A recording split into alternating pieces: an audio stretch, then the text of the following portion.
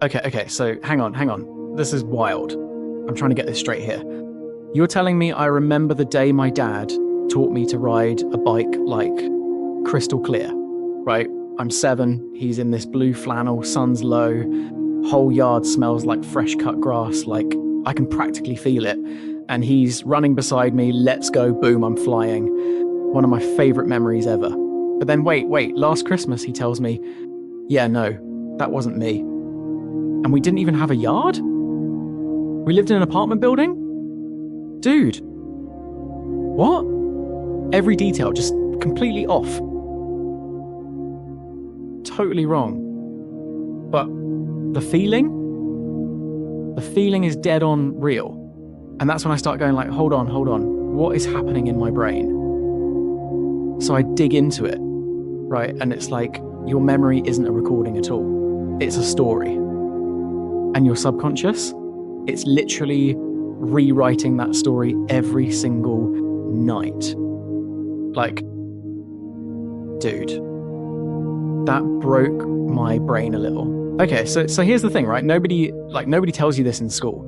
And I'm just trying to get this straight. Every time you remember something, you're not actually replaying a video or anything like that. You're literally reconstructing it from scratch, using whatever random pieces your brain can grab in the moment. And it's kind of like a puzzle, yeah? But like half the pieces are missing, so your brain just quietly fills in the gaps without telling you. It pulls from like your mood right now, whatever you believe today, the last convo you had, stuff you've seen after the original thing happened. And the craziest part, you don't even notice it happening. Like, at all. Neuroscientists have a name for this: reconsolidation. So every time you recall a memory, it basically turns into like wet clay, super unstable, and your brain just reshapes it, smooths it out, and stores it again like nothing ever changed.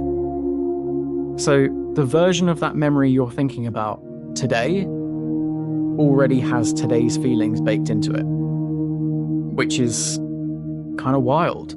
And I just keep thinking, okay, so how many of the things I believe about myself are based on memories that have already been like quietly edited? Okay, so hang on. There was this whole stretch in your life, right? Like 3, maybe 4 years ago, where you were just constantly anxious, burned out, overwhelmed, questioning literally everything. And in your head now, looking back, it's like the whole thing is just dark. Like every single day was this massive uphill climb. But then, this is the wild part, you find your old journals from that exact time. And dude, you're shocked, right? Because there are these whole weeks where you're writing about feeling grateful, excited, hopeful, like good things were happening. And you're sitting there going, wait, what? I don't remember any of this. And researchers actually have a name for this mood congruent memory bias. So basically, your current emotional state is like this filter, yeah? When you're sad, your brain's like, oh yeah, here's all the sad stuff. When you're anxious, it's highlighting every failure, every embarrassing moment. And it's not even trying to mess with you. It thinks it's being efficient, like, hey, past patterns predict future threats, right?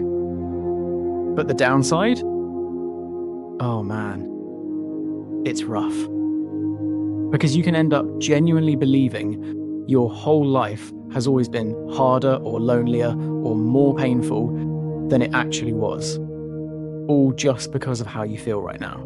Okay, so this is the bit that really, like, got me, right? Because it's not just like one-off little memories that shift around, it's your whole story about who you think you are. And I used to go around telling people, oh yeah, I've always been shy, always been the quiet one, right? Like that was my whole thing. And I had these super clear memories to prove it. Me at birthday parties, just kind of hovering on the edge, not putting my hand up in class, doing that thing where you avoid eye contact in the hallway so you don't have to talk to anyone. But then my mum shows me this home video from when I was 9, and dude, I'm doing a full magic show, like full performance mode, jokes, commentary, the whole thing. Totally in my zone. And I'm watching it like, wait, hang on, who is that kid? And that's when it hit me. My whole identity narrative was basically like self-edited. My brain just kept the shy memories because they fit the story I was already telling myself. Psychologists have a name for this: self-consistency bias. It's that thing where your memory literally protects your current self-image, even if it has to toss out anything that doesn't match. So you're basically editing your own autobiography every single day. And the wildest part, you're the one holding the pen, but you're kind of asleep while you're writing. Okay, so it actually gets even more layered than you'd think, right? Because it's not just your brain doing all the rewriting. Other people like literally get in on it too. So there's this famous study, and I'm trying to get this straight, where researchers basically planted a totally fake memory into people just by having a family member be like, hey, remember when you got lost at the mall as a kid? And the wild part is, within just a few interviews, like a quarter of the participants didn't just believe it. They started adding their own little vivid details to something that never even happened. Like what? And now I'm thinking about conversations with old friends totally differently. Because when someone goes, hey, remember when we did this? It's not just nostalgia, right? It's like collaborative editing. The way they frame it, what they highlight, what they skip, the vibe they give it. It can literally rewrite what you think happened.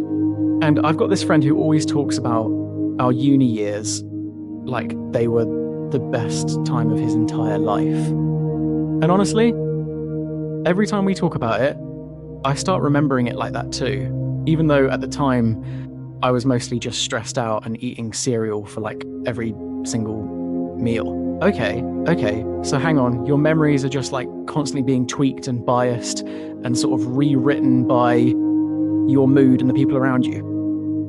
And that sounds like properly terrifying, right?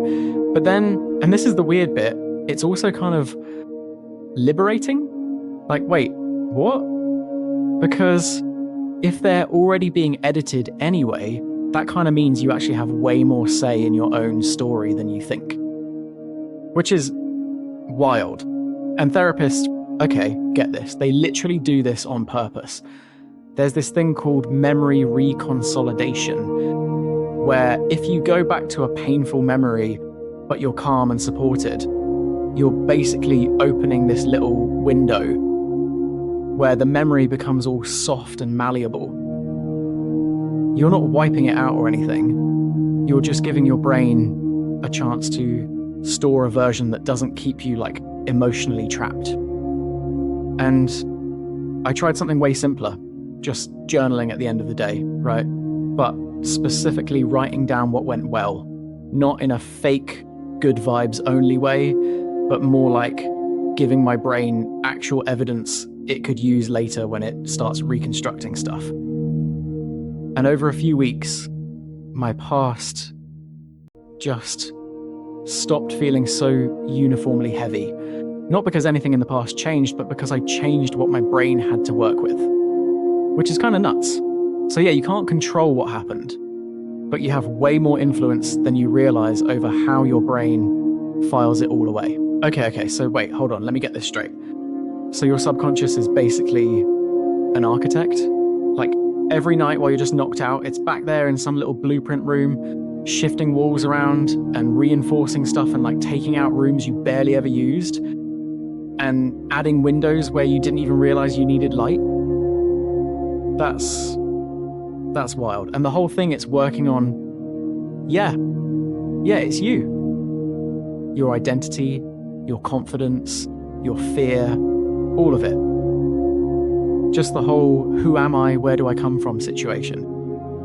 And the crazy bit is you didn't even know any of this construction was happening. You just kept waking up like, oh yeah, this is my house, this is how it's always been, even though it's slightly different every single time. But now you know. And like, knowing means you can actually start leaving out better materials, right? Better inputs, better conversations, better questions you ask yourself before you fall asleep. You can literally feed the architect better stuff. Because you're not just some static memory, you're a living, editing, rebuilding thing. And the architect? Yeah, it's been you the whole time. And hey, if this shifted the way you think about your own story, maybe share it with someone who needs it. I'll see you in the next one.